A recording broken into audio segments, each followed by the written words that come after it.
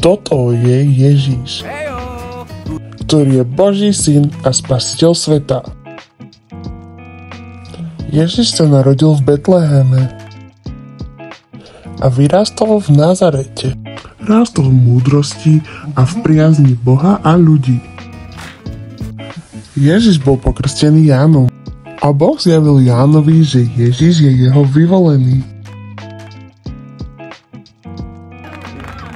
No a potom bol Ježiš vedený Duchom Božím, aby išiel na púšť.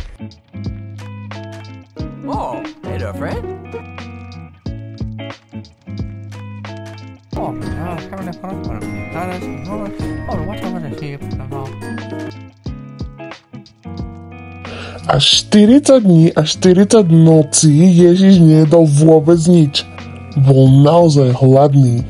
Prišiel k nemu Satan a povedal: Hej, keď si syn Boží, povedz týmto kameňom, nech sa stanú chlebom.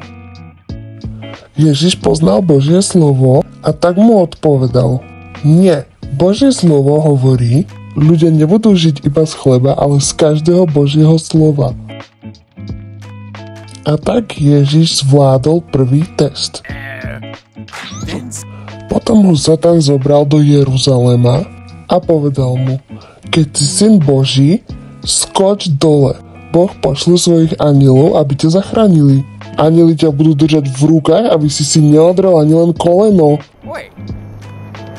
Ale Ježiš povedal: Ale Božie slovo hovorí, nebudeš pokúšať Boha, svojho pána. A tak Ježiš prešiel druhou skúškou. Ale Satan ho zobral na vrchol hory a ukázal mu všetky kráľovstvá sveta v celej svojej sláve.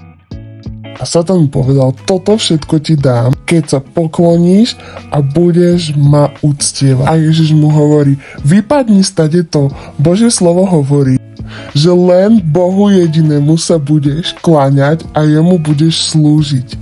A vtedy Satan odišiel preč.